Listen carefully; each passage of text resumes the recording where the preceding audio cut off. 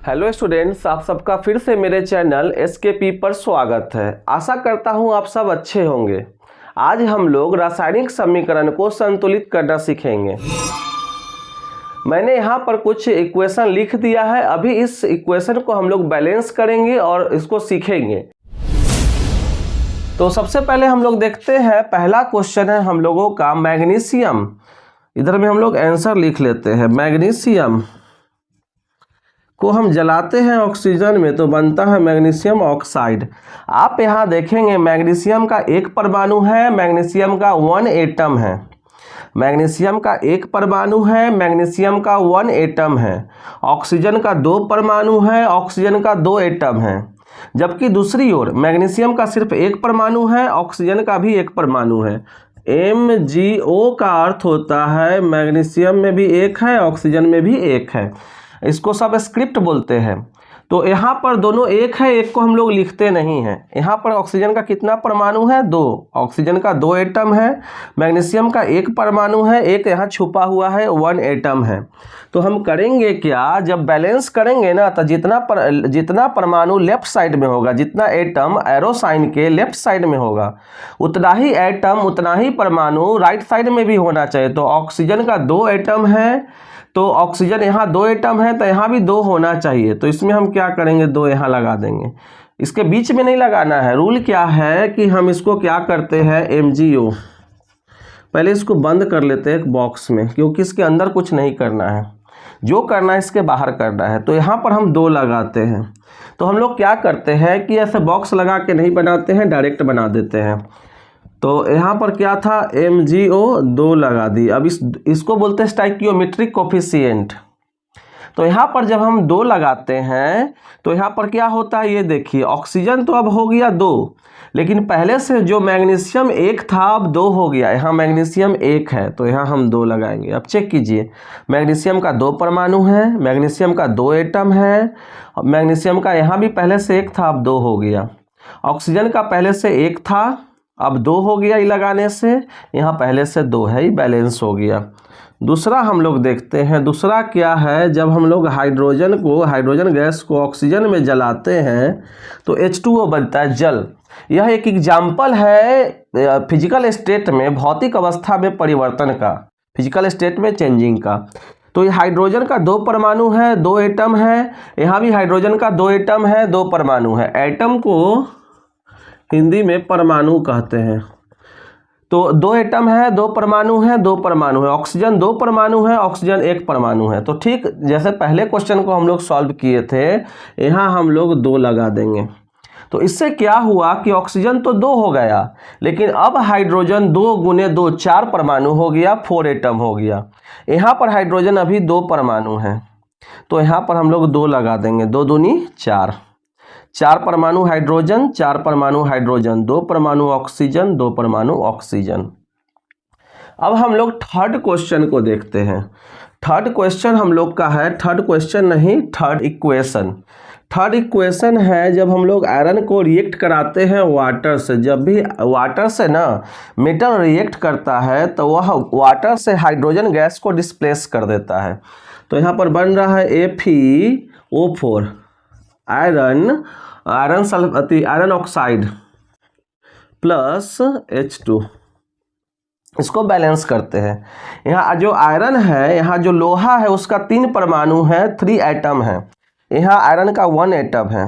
तो हम लोग करेंगे क्या, सबसे पहले हम लोग यहाँ पर क्या लगा देते हैं, तो यहाँ 3 लगा देते हैं। 3 एटम हो गया। अब हम लोग चेक करते हैं, हमारे पास हाइड्रोजन का 2 है, लेकिन ऑक्सीजन तो यहाँ 4 है। तो आपको यहाँ पर 4 लगाना पड़ेगा, 4 ऑक्सीजन लगाना पड़ेगा, ताकि पहले से जो 1 ऑक्सीजन है वह 4 ऑक्सीजन में बदल जाए, 4 ऑक्सीजन हो जाए। लेकिन इससे क्या हुआ कि अब हमारे पास हाइड्रोजन 4 × 2, 4 गुने 2, 8 हाइड्रोजन है। और हाइड्रोजन यहाँ कितना है, 2। क्या करेंगे, यहाँ भी 4 लगा देते हैं, 4 दूनी 8, यहाँ भी 8 हो गया। अब चेक कीजिए, आयरन 3 है तो 3 है इधर भी। हाइड्रोजन 8 है, हाइड्रोजन 8 है, ऑक्सीजन 4 है। पहले से 1 ऑक्सीजन था, लेकिन 4 लगाने से 4 हो गया, सब बैलेंस है। तो ये था हम लोगों का पहला 3 इक्वेशन। अब यहाँ जगह है नहीं, मैं इसको मिटा के बनाऊंगा दूसरा इक्वेशन, बाकी के इक्वेशन को बनाऊंगा। इसको हम मिटा देते हैं। 3 हो गया, 3 तक हम लोग देख लिए हैं। 4 नंबर हम लोग देखते हैं। 4 में क्या है, लेड नाइट्रेट।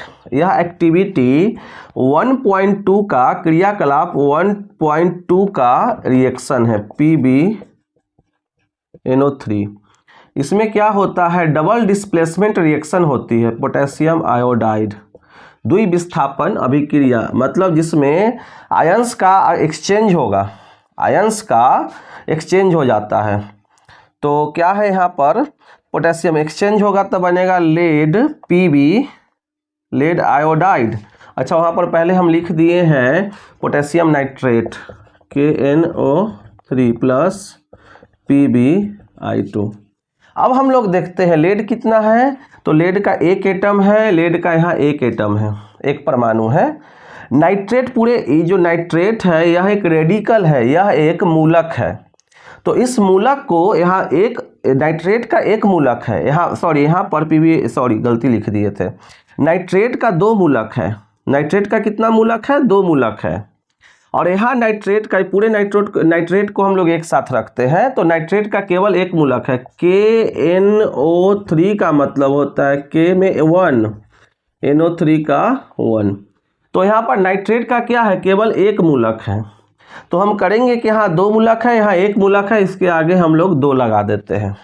अब 2 लगाने से क्या हुआ, उसमें जो पहले से बैलेंस था पोटेशियम वो गड़बड़ हो जाएगा। पोटेशियम यहाँ कितना है, एक परमाणु है, एक एटम है। यहाँ पोटेशियम 2 हो गया, तो आप 2 लगा दीजिए। अब आयोडीन यहाँ पहले से एक था, लेकिन इस 2 के कारण अब आयोडीन का 2 परमाणु है, 2 एटम है। और यहाँ देखिए आयोडीन 2 परमाणु है, यह पूरी तरह बैलेंस हो गया है, चेक कर लीजिए। लेड का 1 परमाणु, एक परमाणु, 1 एटम, लेड का एक एटम, एक परमाणु। नाइट्रेट का आपका, नाइट्रेट का 2 मूलक है, रेडिकल, तो नाइट्रेट के यहाँ पर ई लगाने से 2 रेडिकल हो गया। पोटेशियम 2 परमाणु है, पोटेशियम 2 परमाणु है। आयोडीन यहाँ पहले से एक था, अब 2 है, आयोडीन यहाँ 2 है। अब इसके बाद हम लोग देखते हैं 5 नंबर। 5 में क्या है हम लोगों का, हाइड्रोजन गैस को जब हम लोग क्लोरीन की उपस्थिति में जलाते हैं, hydrogen when we burn hydrogen in chlorine, तो यह क्या बनाएगा, hydrogen chloride, that is also known as hydrochloric acid. जब हम लोग हाइड्रोजन को क्लोरीन में जलाएंगे तो हाइड्रोक्लोरिक अम्ल बनता है, HCl। एक्चुअली में यह क्या है, it is a vapour of hydrochloric acid. यह हाइड्रोक्लोरिक अम्ल का वाष्प है। जब इसको हम पानी, इसमें पानी मिलाएंगे ना, वाटर मिक्स करेंगे, तब बनेगा एसिड। तो हाइड्रोजन 2 एटम है, हाइड्रोजन 1 एटम है, क्लोरीन 2 है, यहाँ 1 है, ये लगा देते। अच्छा, ये जो क्वेश्चन हम लिखे ना यहाँ पर, ये आपका NCERT का इन टेक्स्ट क्वेश्चन है, ठीक है। उसके बाद हम फिर देखते हैं 6 नंबर क्वेश्चन, ही हो गया 6 number question. Barium chloride BaCl2, barium का 1 परमाणु, क्लोरीन का 2 परमाणु। एल्युमिनियम सल्फेट Al2SO4, ये भी इन टेक्स्ट का है, तीनों क्वेश्चन इन टेक्स्ट है।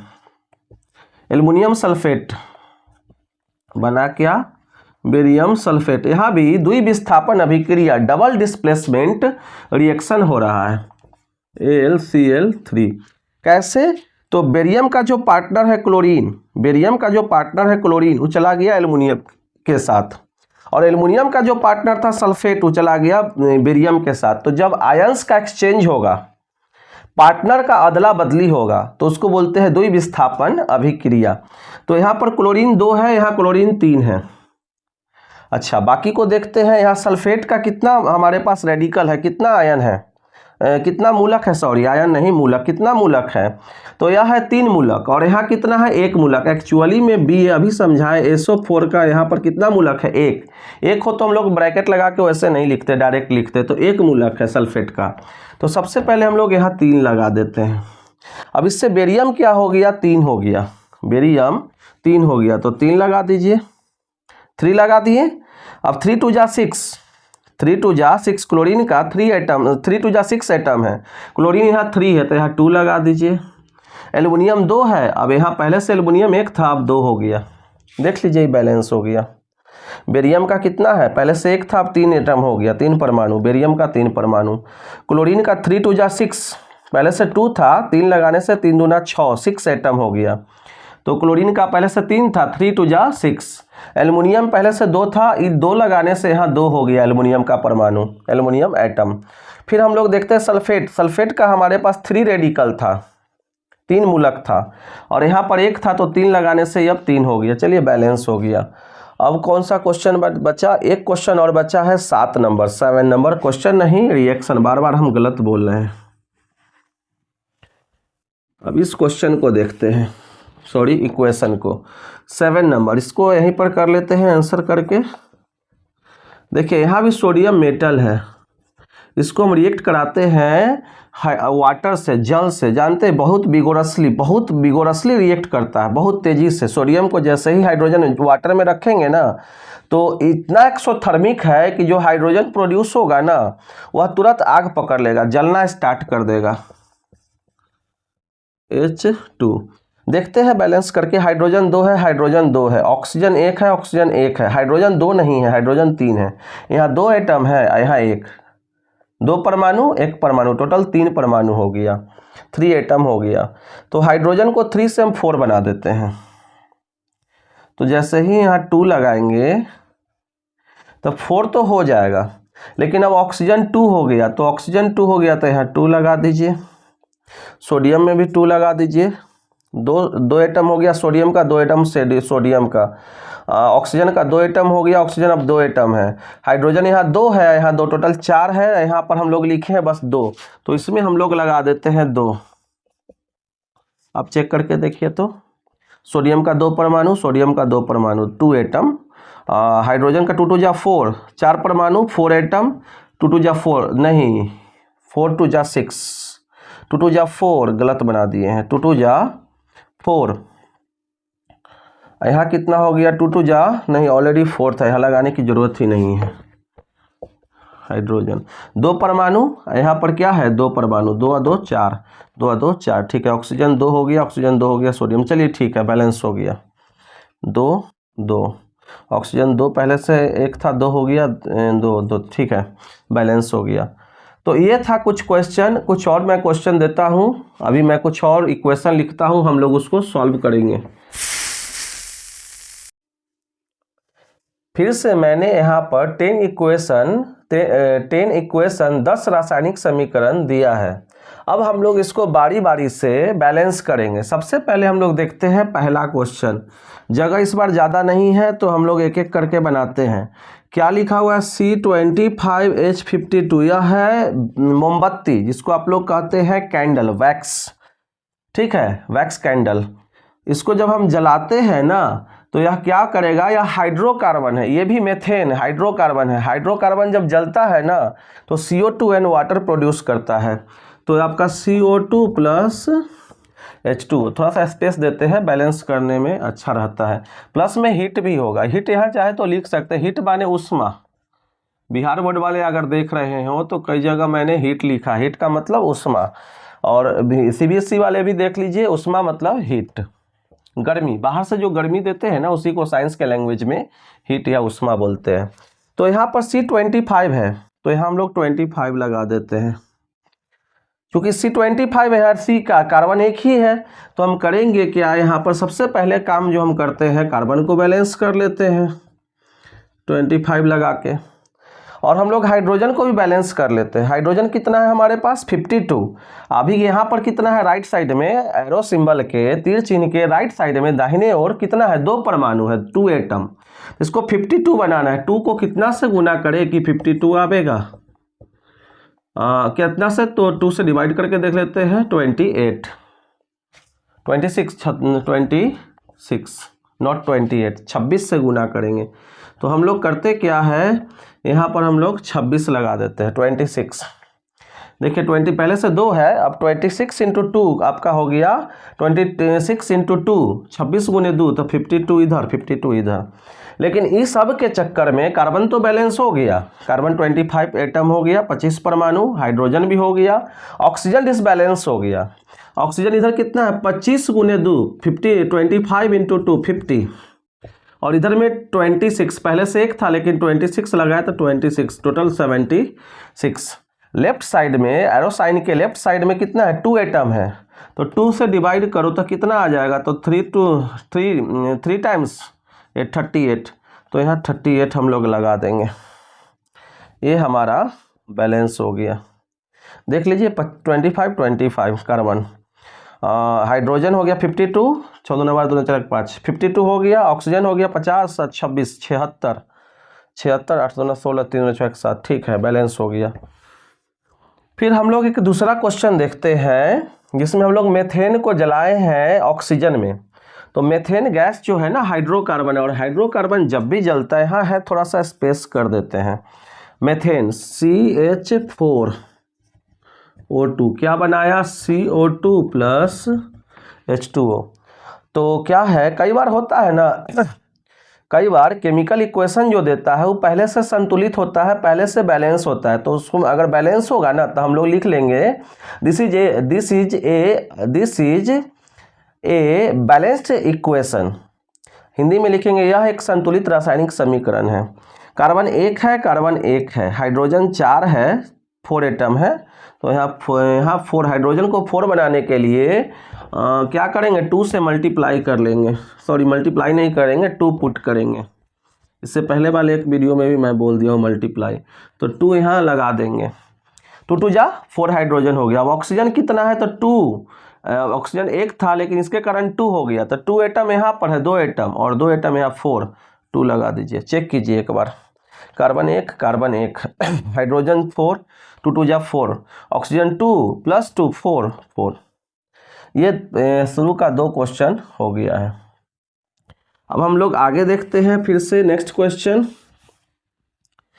तो इसमें हम लोग देखते हैं थर्ड क्वेश्चन आंसर। थर्ड में क्या है ferrous sulphate SO4, iron sulphate. जब इसको हम हीट देते हैं ना, मतलब गर्म करते हैं, उष्मा देते हैं, तो यह ना टूट जाएगा। यहाँ पर वियोजन अभिक्रिया हो रहा है, डीकम्पोजिशन, जिसमें क्या है एक सिंगल रिएक्टेंट जो है 2 और मोर सिंपलर सब्सटेंस में स्प्लिट होता है, टूट जाता है, ब्रेक होता है, इसको बोलते हैं डीकम्पोजिशन। हिंदी में वियोजन अभिक्रिया। एकल अभिकर्मक टूटकर छोटे छोटे उत्पाद प्रदान करता है। SO2 plus SO3। चलिए इसको चेक करते हैं। आयरन यहाँ 2 है, यहाँ 1 है, आयरन 2 है, यहाँ 1 है, तो अगर हम यहाँ 2 पहले लगा लेते हैं तो आयरन का 2 एटम हो गया, 2 परमाणु। अब यहाँ सल्फर हो गया 2, सल्फर 1 और 1 2 पहले से, ठीक है। ऑक्सीजन कितना हो गया 4 2 जा 8, 8 हो गया। ऑक्सीजन कितना है 3 प्लस 3 6 प्लस 2 8, सब बैलेंस हो गया बस 2 लगाने से। इस मेथड को बोलते हैं heat and trial method, heat and trial method. इस मेथड को क्या बोलते हैं, इस मेथड को हीट एंड ट्रायल मेथड बोलते हैं। हिंदी में भूल एवं प्रयत्न विधि कहते हैं। 3 नंबर हुआ। चौथा क्वेश्चन हम लोग देखते हैं, चलिए इसको मिटा ही के बनाते हैं, या चलिए यहाँ जगह उसमें बना देते हैं। 4 नंबर लेड नाइट्रेट का होल ट्वाइस। जब हीट देंगे ना, इसको मतलब गर्म करेंगे, उष्मा देंगे, तो यहाँ भी डिकम्पोजिशन होगा, तो यह lead oxide plus nitrogen dioxide plus oxygen में टूट जाएगा, डिकम्पोज होगा। चेक करते हैं नाइट्रेट का, जो यहाँ पर नाइट्रेट है NO3, ये जो नाइट्रेट जो रेडिकल है, जो मूलक है, यहाँ टूट गया है, नाइट्रोजन अलग हो गया है, ऑक्सीजन अलग हो गया है, तो इसको हम लोग अलग अलग बैलेंस करेंगे, एक साथ नहीं रखेंगे। इससे पहले के क्वेश्चन में हम लोग एक साथ रख के बनाए थे। तो अब यहाँ पर नाइट्रोजन कितना है 2 परमाणु, 2 एटम नाइट्रोजन, यहाँ 1 छुपा हुआ है और यहाँ 2 है, तो इस दोनों को मल्टीप्लाई कर लेंगे तो 2 एटम है नाइट्रोजन का। तो कितना हो गया 2, और यहाँ पर कितना है 1, तो यहाँ 2 लगा दीजिए। 2 नाइट्रोजन हो गया। ऑक्सीजन कितना है, 3 2 जा 6। ऑक्सीजन है कितना, 2 2 जा 4 प्लस 2 6, 2 2 जा 4 प्लस 2 6 प्लस 1 7। नाइट्रोजन हो जाएगा, अच्छा नाइट्रोजन अभी नहीं लगाते हैं, पहले और देखते हैं। ऑक्सीजन को ही बैलेंस करते, 3 2 जा 6 आता है, तो 2 2 4, यहाँ 2 लगा दीजिए। तो यहाँ 2 लगाने से क्या होता है, 2 अगर यहाँ लगा देते हैं तो ऑक्सीजन हो गया 2, लेकिन यहाँ 2 लग जाएगा, 2 यहाँ लगा दिए तो अब कितना हो जाता है चेक कीजिए। लेड हो गया 2, तो लेड हो गया 2, ऑक्सीजन 2, नाइट्रोजन कितना हो गया, 2 गुने 2 4 हो गया, 2 नाइट्रोजन का एक परमाणु गुने 2 गुने 2 2 दूना 4, 4 एटम हो गया। तो यहाँ पर हम कितना लगाएंगे, 4। अब ऑक्सीजन चेक करते हैं, ऑक्सीजन को चेक करते हैं तो ऑक्सीजन यहाँ पर 2 एटम, पहले से 1 एटम था तो 2 हो गया, 2 लगाने से 2 एटम हो गया। 4 2 जा 8, तो 2 यहाँ 8 यहाँ 2 यहाँ 8 2 10 2 12, 12 एटम्स है। यहाँ चेक करते हैं, 4 यहाँ पर 3 2 जा 6, 6 इंटू 2 12, बैलेंस हो गया। यह जो है अब बैलेंस हो गया।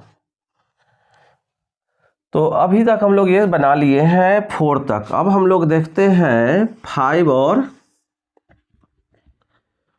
5 देखते हैं, ऊपर में बनाया जाए कि यहीं पर बना दिया जाए। चलिए यहीं बनाते हैं। 5 में क्या है, सिल्वर ब्रोमाइड। यह जो है ना सनलाइट है, मतलब यह जो है लाइट के कारण डिकम्पोज हो रहा है, तो इसको बोलते हैं photo decomposition, LIGHT, light, Surya Prakash. इसको बोलते हैं प्रकाशीय वियोजन, फोटो डिकम्पोजिशन। सिल्वर ब्रोमाइड या सिल्वर में और ब्रोमीन गैस में स्प्लिट हो जाएगा, ब्रेक हो जाएगा। तो ब्रोमीन 2 एटम है, तो ब्रोमीन यहाँ 2 लगा दो, यहाँ 2 लगा दो, हो गया, यहाँ तक बन गया। अब उसके बाद देखते हैं, ऊपर ही बना देते हैं। क्या देखते हैं हम लोग, ऊपर ही इसको बना लेते हैं। 5 से बनाना, 5 तक हो गया, 6 से। छठा क्वेश्चन, छठा reaction PB plus CuCl2 PB Cl2 यहाँ पर आपको कुछ देखिएगा ध्यान से, तो जो देखिएगा कॉपर का जो पार्टनर था क्लोरीन, वो चला गया लेड के साथ। जानते हैं कौन सा रिएक्शन है, या डिस्प्लेसमेंट रिएक्शन है, विस्थापन अभिक्रिया, विस्थापन डिस्प्लेसमेंट रिएक्शन। इसमें होता क्या है, जो मोर रिएक्टिव एलिमेंट होता है ना, अधिक सक्रिय तत्व, वह कम सक्रिय तत्व को उसके साल्ट सॉल्यूशन से या उसके कंपाउंड से डिस्प्लेस कर देता है। एक more reactive metal less reactive metal को, एक more reactive element less reactive element को उसके साल्ट सॉल्यूशन बोलिए या फिर उसके कंपाउंड से डिस्प्लेस कर देता है। हिंदी में बोले तो अधिक सक्रिय तत्व कम सक्रिय तत्व को उसके यौगिक से या उसके लवण के विलयन से विस्थापित कर देता है।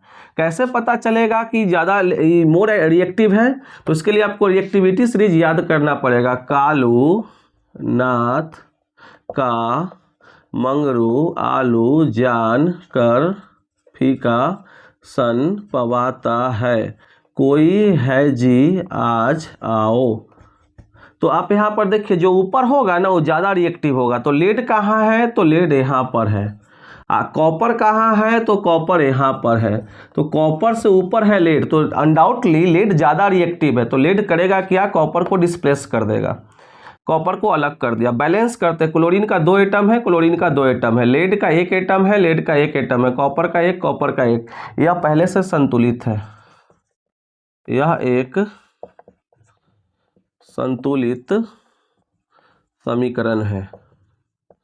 This is a balanced equation, equation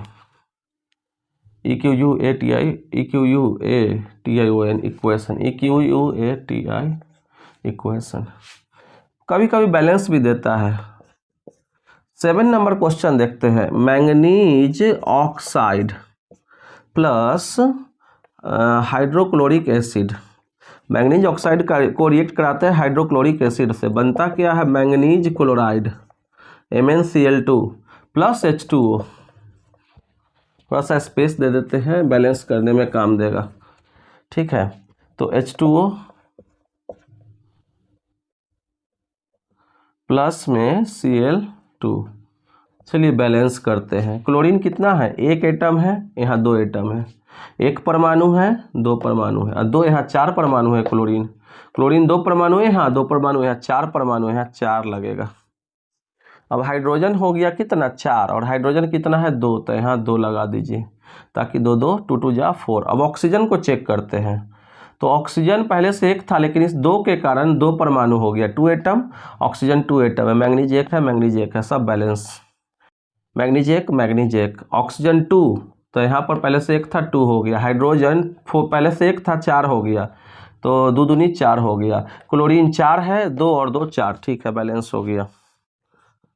8